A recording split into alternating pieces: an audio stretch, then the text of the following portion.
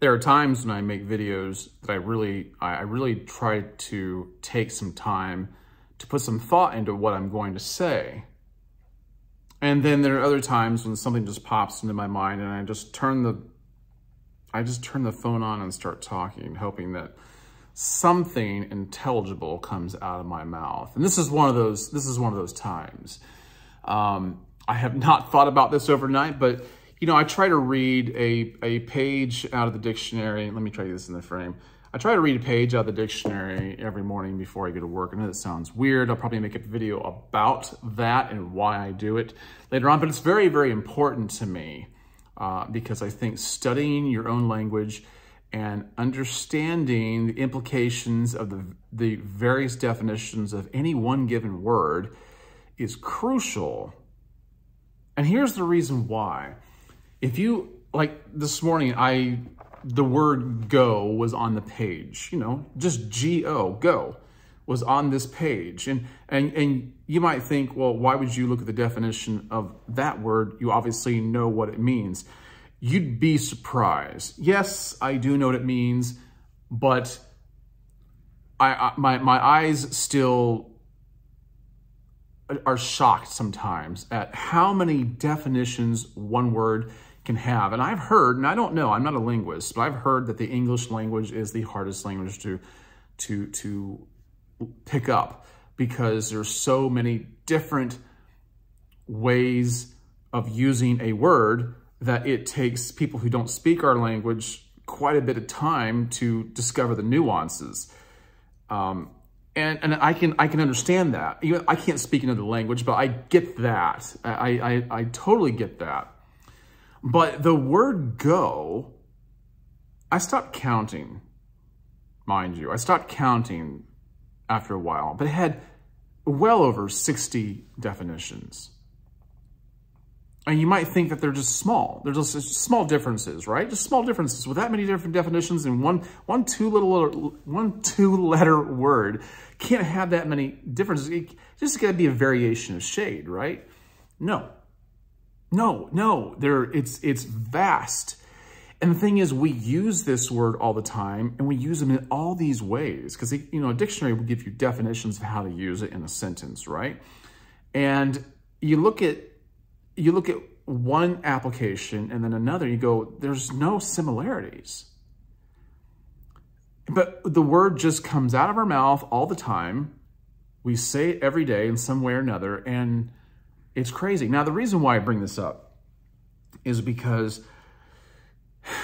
there is power in being able to define a word.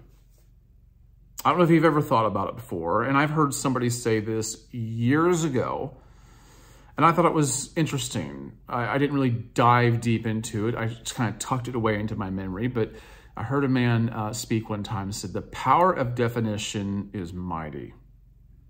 Okay? It's very important to be able to define words, and if you can do that, you can leverage them to your advantage.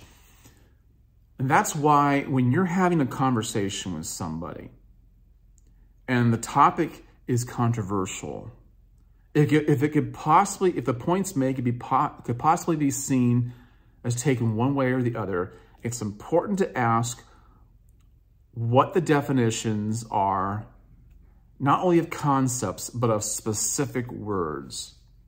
Now, you don't want to do this with every conversation. You'll annoy people to death. But if the topic at hand is consequential, if it really means something, if the outcome could sway one's mind to one direction or another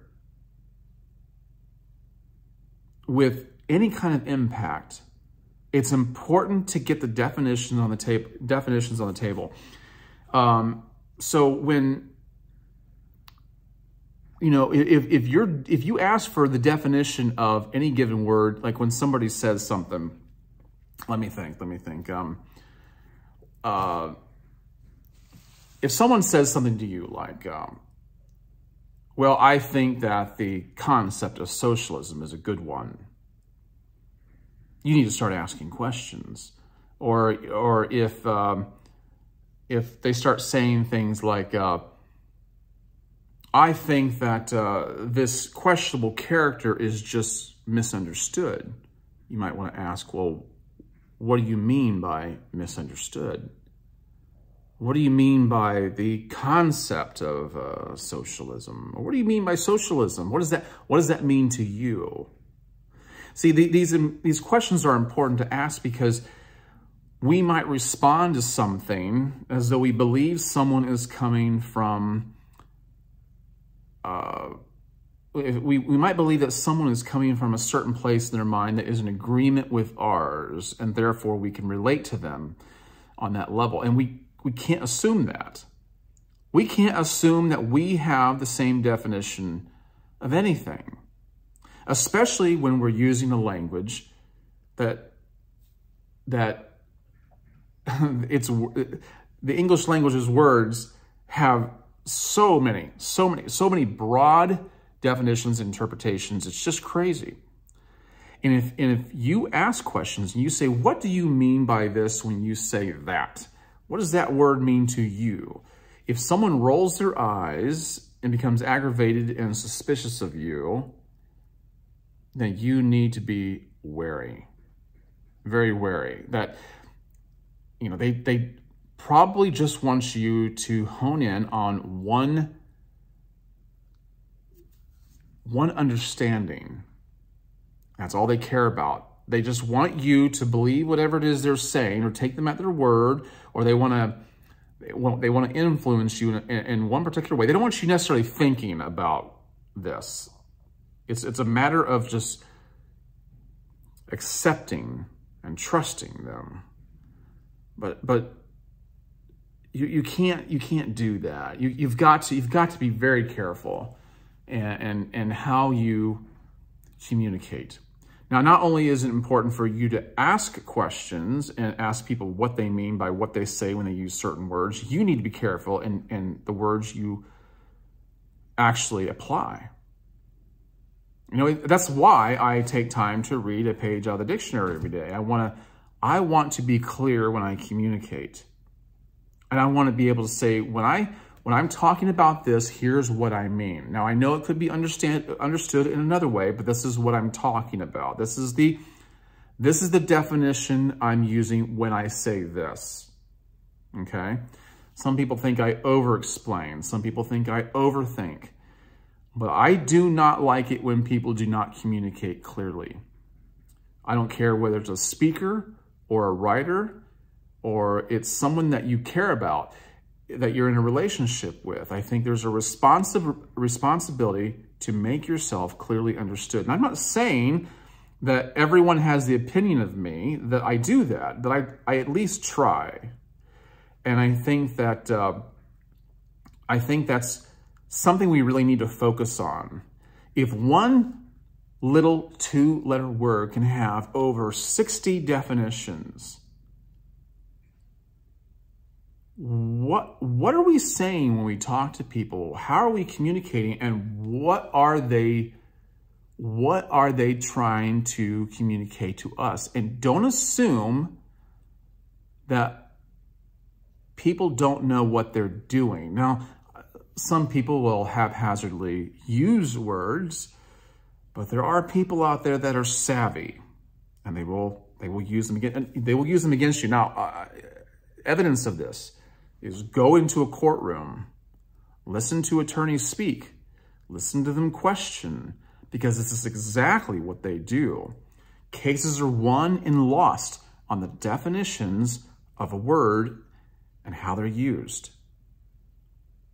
They're very weighty. I hope that means something to you. I hope it's giving you something to think about. It's just something that kind of popped in my mind today as I was going through that word, and I was like, when I saw the word go and how many different definitions there would be, I was like, this is going to be boring, but I always make myself read them anyway. I know it sounds weird. There's got to be somebody else out there that can relate to what I do that probably do the same thing. I've heard of these anomalies before, but they do exist. They do exist. But I thought it was going to be boring, but as I kept going through word after definition, I was just absolutely flabbergasted. And I thought about, wow, the responsibility that we have in communicating and the responsibility that we have in listening. That's why it's so important to listen. Keep your ears open, your mouth shut. Listen to what people are saying, how they're saying it, how they're using the word, and ask for clarity. Ask for definition. Because your case may rise or fall, win or lose, based on that. All right, guys, I hope that's put something in your cap. And, you know, leave a comment down below. Just let me know what your thoughts are on this. I mean, I'm winging it. This video is just strictly winging it. But, you know, on some level or another, I do think about this quite a bit. I just never thought about actually saying something on video about it. All right, guys. Once again, I'll catch you in the next one. Be wise.